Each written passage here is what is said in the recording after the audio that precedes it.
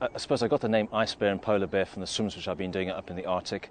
2 years ago I did the first swim across the North Pole, across the most northern place, and the press just latched onto it, and then they started calling me the ice bear.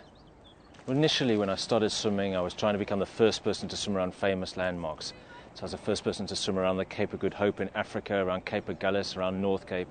And then after a period of time, I think probably 15, 20 years, I started seeing changes to the environment. And so now all the swims which I do are trying to draw attention to what is happening to the environment. Last year I thought, wow, the next big area in the world where we're going to have real problems is the Himalayas. Big mountain range, water going down into India, China, Pakistan, Bangladesh, these great big rivers, the Yangtze, the Mekong, the Ganges, and I decided, I've got to go do a swim there. I've got to draw attention to what is happening with the melting of those great big glaciers.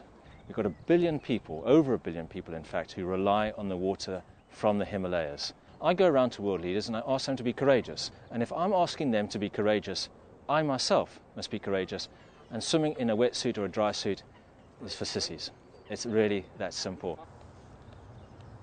So I'm here in Hyde Park, next to the Serpentine, and this is where I'm going to go and do a swim every single day just to keep my fitness rolling over.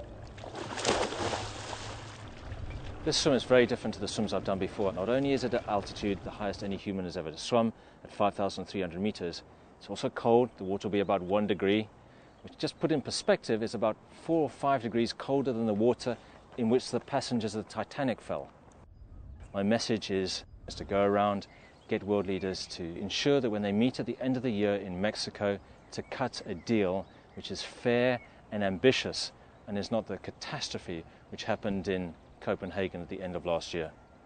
I remember listening to the Chinese premier speaking recently, and he said if you have a problem and you multiply it by 1.3 billion people, which is the population of China, it becomes unsolvable.